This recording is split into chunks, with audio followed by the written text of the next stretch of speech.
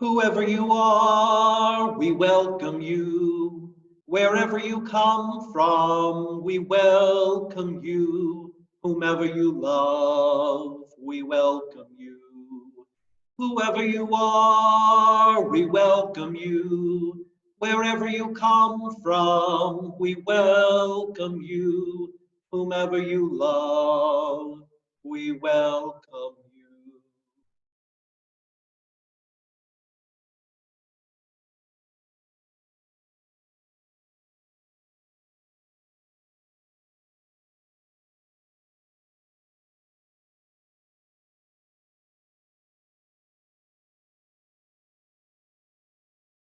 Good morning, everyone.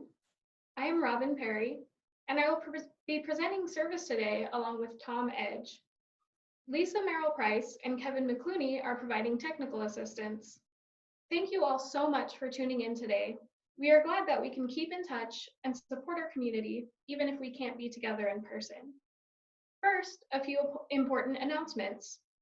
Please be aware that we are recording this service and it will be posted on our Facebook and YouTube pages. Also, we turn off all mics and cameras for most of the service to minimize distractions and to eliminate feedback from open mics. You will not be able to turn these back on yourself. During announcements and joys and concerns, you can request to have your mic and camera turned back on to share by clicking the raise hand button at the bottom of the participants window. If you are on a computer, we recommend that you go ahead and show the participants window by clicking on participants near the bottom of the screen. Mics and cameras will be restored at the end of service for the MVUUC coffee hour. If you'd like an order of service, please look in the comments in the chat box or see the email sent this morning. We joined together this morning to seek justice, equality, and fairness in the world. Our hearts are touched by the human need we feel around us, whether far away or within reach of our hands. We come here to be together because this is how we believe our lives are best lived. In questioning and in conversation, in compassion and in service, in gratitude and in joy, in companionship and in love. It is good to be together with you this morning. Please take a moment to think of all your friends at MVUUC, greet them with a comment in the chat box, and remember that you can still reach out to them via email, phone, social media, or video chat. Physical distancing does not need to mean emotional distancing. Let us support one another.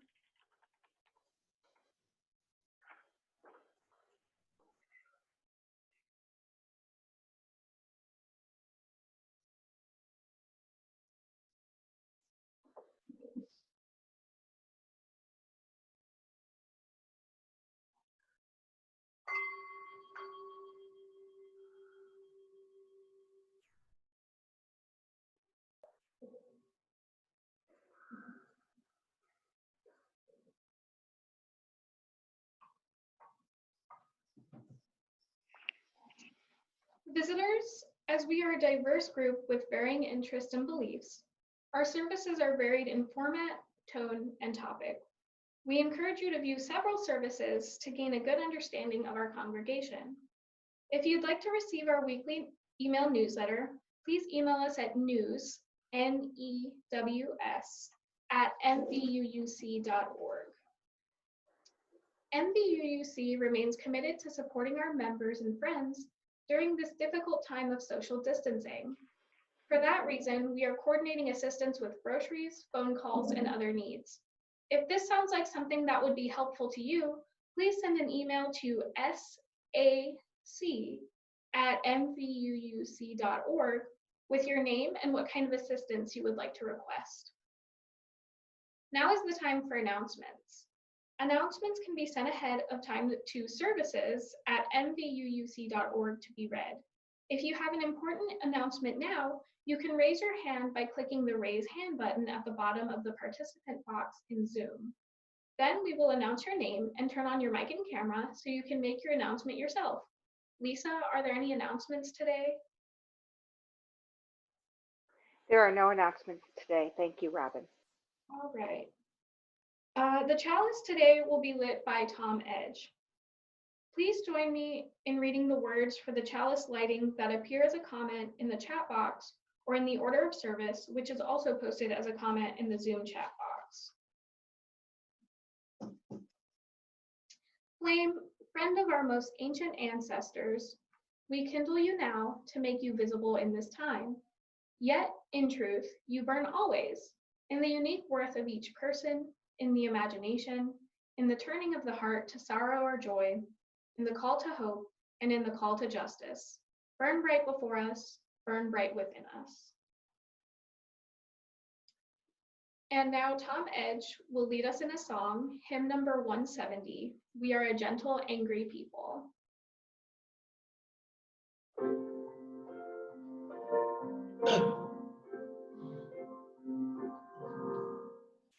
We are a gentle, angry people, and we are singing, singing for our lives. We are a gentle, angry people, and we are singing, singing for our lives. We are a justice-seeking people, and we are singing, singing for our lives.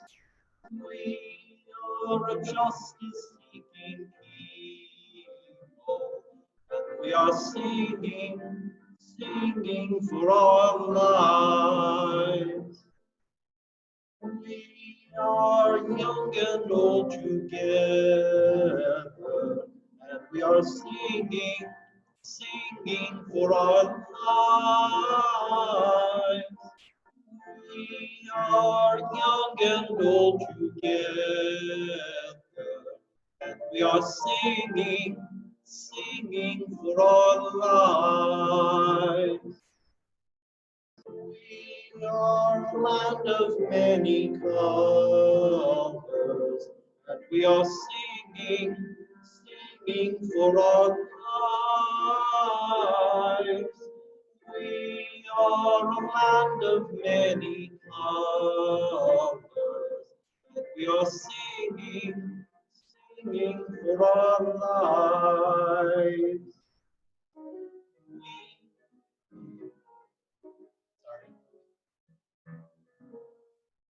We are gay and straight together, and we are singing, singing for our lives.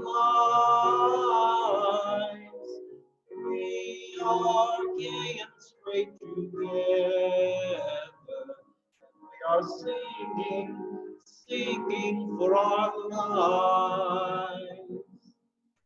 We are working people,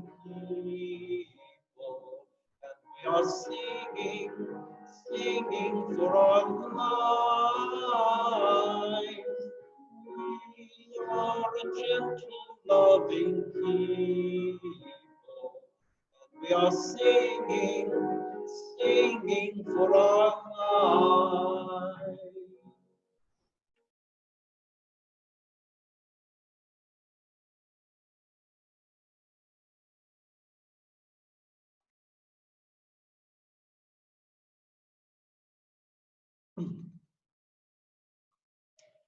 Our opening words today are My Father's Things from author Ken Nye.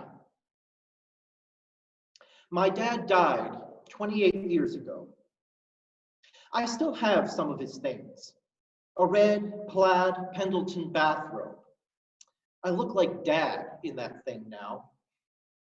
An old Sears table saw bought used in 1950. I still use it, but for rough cuts only. An old grinding wheel, noisy as sin, but sharpens mower blades in no time. Trays and trays of screws and nuts, sorted in biscuit pans by size. Just stir and search. His gold watch, given to him in '57. It hasn't worked for years. It's going to cost too much to fix it, so I keep it in my drawer. I had his pocket knife, but lost it. I always lose my pocket knife. There are other things of his I have as well. I have his feet. I swear my feet look just like his. I have his eyes. They're big and brown. I have his gait, knees kicking out like bow-legged cowboys. When I walk in front of storefront windows, it's my dad. I have some other things of his too. A love of animals, especially dogs, one of God's greatest inventions. His value system and code of conduct, the do's and don'ts of being a man. Some might say bathrobes and saws and codes of conduct are not exactly jewels to take to the bank. I answer, jewels don't shine as brightly as my father's things.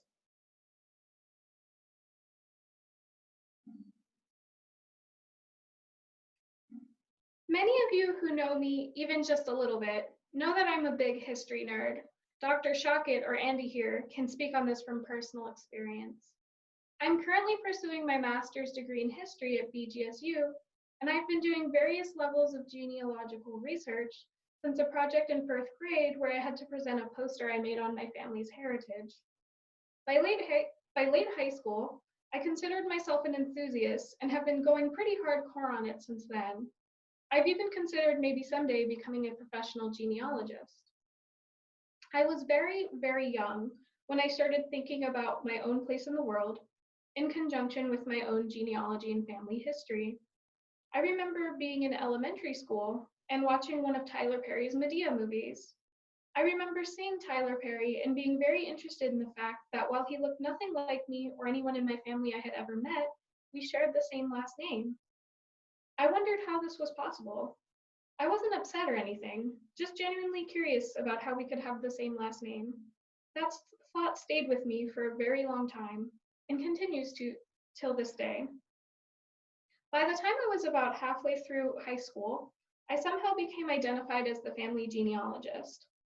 Files of papers and random boxes would get sent to my parents' home, addressed to me, from distant family members who were clearing out their homes, excited to get rid of what seemed to them useless paperwork, but things they still not dare just throw away. During undergrad, my grandmother on my father's side passed away. I had never met or even talked to anyone on my dad's side of the family besides him, but shortly thereafter, I ended up with so many documents: birth certificates, Navy records, even my grandmother's degree from the school I was attending at the time, and I didn't even know that until I got her degree in the mail. I was so excited. Before this, I had gotten my own DNA test taken and knew that I had a small sliver of African ancestry in me. With my Tyler Perry epiphany in the back of my head the whole time, I was feeling like I was closer to figuring out some sort of deep family secret. Having learned from the birth certificates I received that my grandfather was born in Kentucky, I became quite nervous about my family's history. That was the first time I had ever talked to my uncle, one of my dad's brothers, and aunt on the phone. My aunt informed me that my uncle had taken a DNA test and was willing to share the results with me. Perfect, I was so excited. She emailed me the results over, but my uncle's DNA results were entirely Western European. I was a bit confused, but simultaneously relieved. But then I realized I needed to turn my attention to the other side of my family. My mom's side of the family is from Louisiana. They are Cajun, or Louisiana French. My grandmother and my great-grandmother both knew French.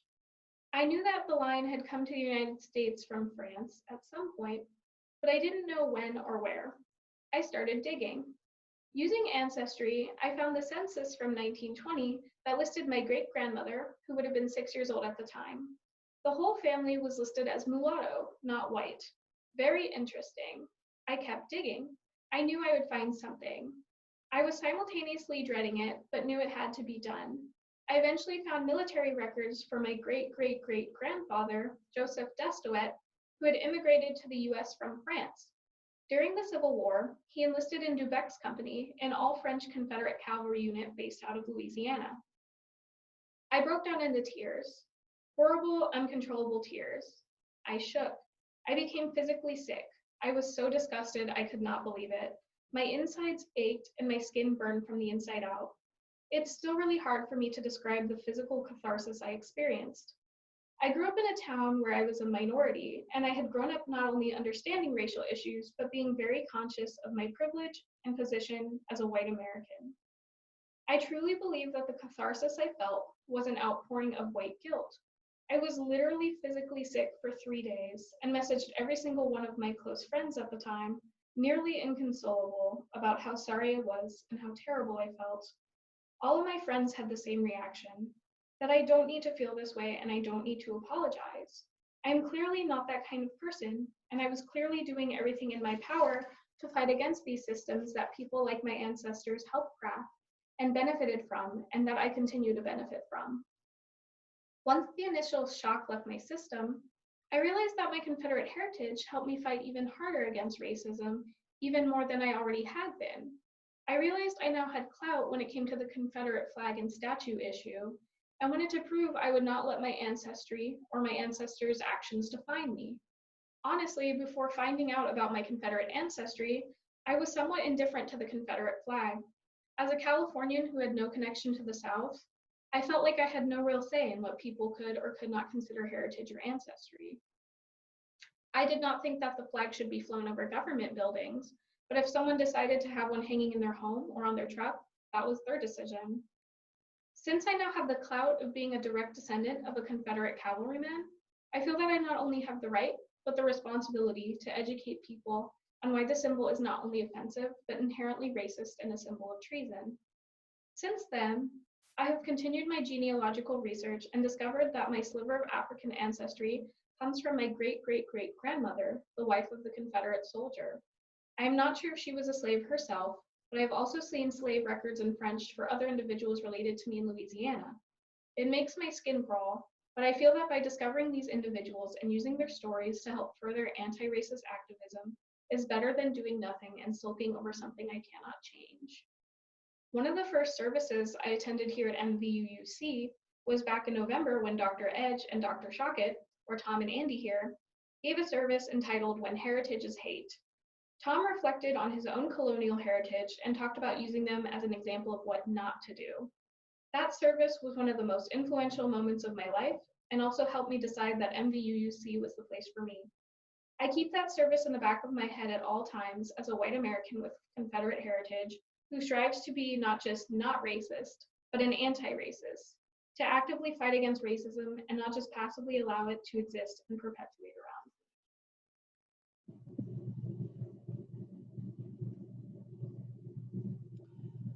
I'm presenting the UU Principal Connection this morning. Reverend Chris Rothbauer, a UU minister in Alabama, once wrote in The Paradox of Ancestry, quote, "Some have left examples for us to follow, others lessons for us to learn from. And the paradox is that many have left both pain and joy.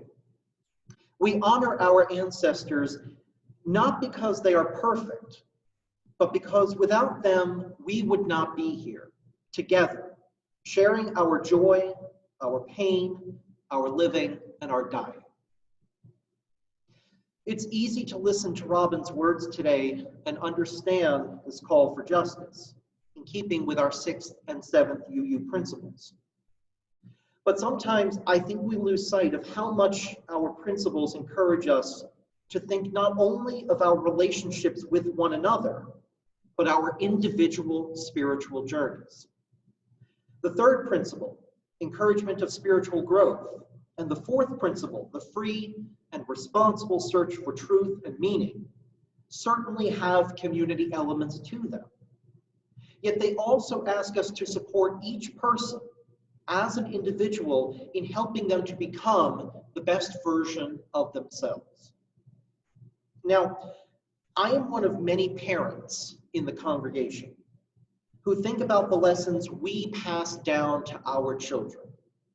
We understand the awesome responsibility in this, whether we're trying to set positive examples, talk to them about difficult topics, teach them about injustice in the world, or try to encourage their own critical thinking and analysis. Robyn encourages us to think about people who do not get those messages within the home or the family.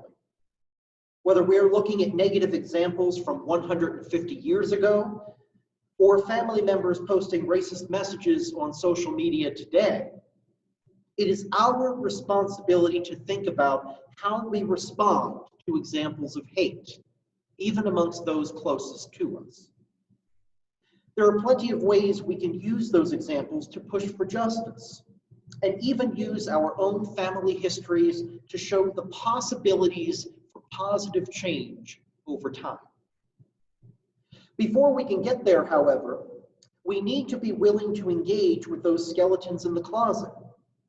Instead of hiding them or running away from uncomfortable family truths, we need to look at them, understand them, and decide which direction we want to go with them. Our ancestry is not our destiny, but it can drive us to make better decisions, better choices, in creating a different world from that which our ancestors gave us. And along that journey, perhaps we will raise new questions about where we fit in with this interdependent web of life.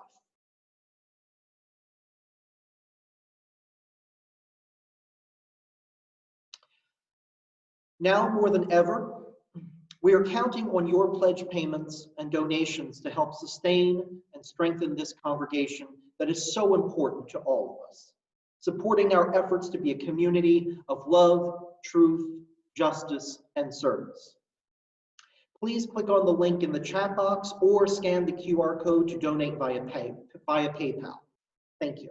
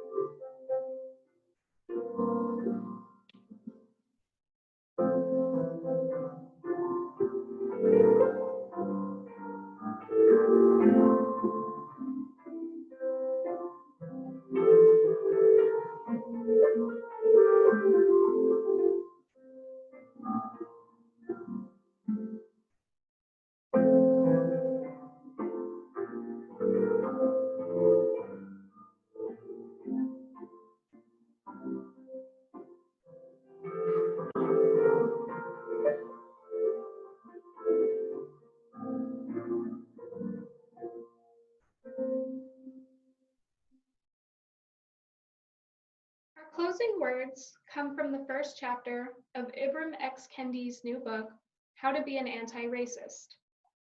We are surrounded by racial inequity, as visible as the law, as hidden as our private thoughts. The question for each of us is, what side of history will we stand on? A racist is someone who is supporting a racist policy by their actions or inactions, or expressing a racist idea. An anti-racist is someone who is supporting an anti-racist policy by their actions or expressing an anti-racist idea. Racist and anti-racist are like peelable name tags that are placed and replaced based on what someone is doing or not doing, supporting or expressing in each moment. These are not permanent tattoos. No one becomes a racist or anti-racist. We can only strive to be one or the other. We can unknowingly strive to be a racist. We can knowingly strive to be an anti-racist. Like fighting an addiction, being an anti-racist requires persistent self-awareness, constant self-criticism, and regular self-examination. Racist ideas have defined our society since its beginning and can feel so natural and obvious as to be banal. but anti-racist ideas remain difficult to comprehend, in part because they go against the flow of this country's history. As Audre Lorde said in 1980, we have all been programmed to respond to the human differences between us with fear and loathing, and to handle that difference in one of three ways: ignore it, and if that is not possible, copy it if we think it is dominant, or destroy it if we think it is subordinate. But we have no patterns for relating across our human differences as equals. To be an anti-racist is a radical choice in the face of this history, requiring radical reorientation of our consciousness.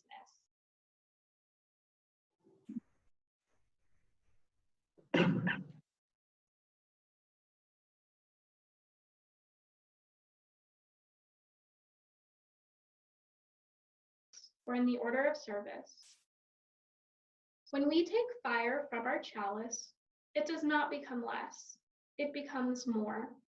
And so we extinguish our chalice, but we take its light and warmth with us, multiplying their power by all of our lives and sharing it with the world.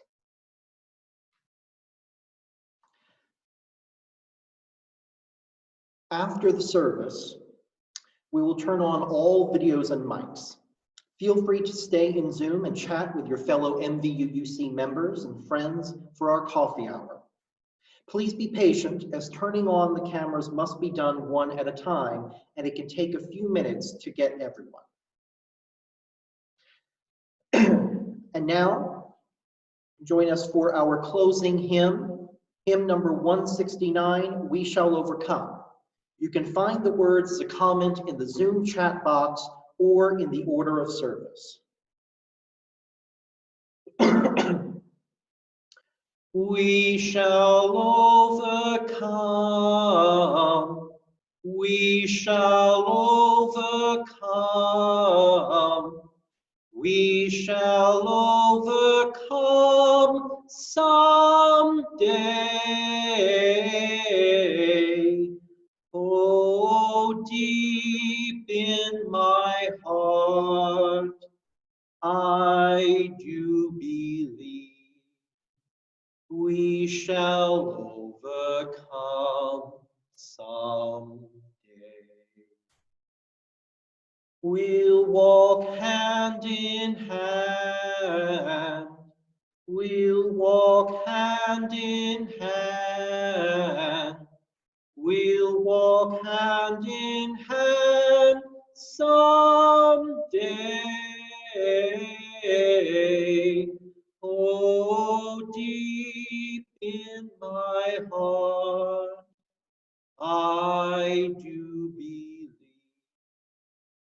we'll walk hand in hand someday. We shall all be free.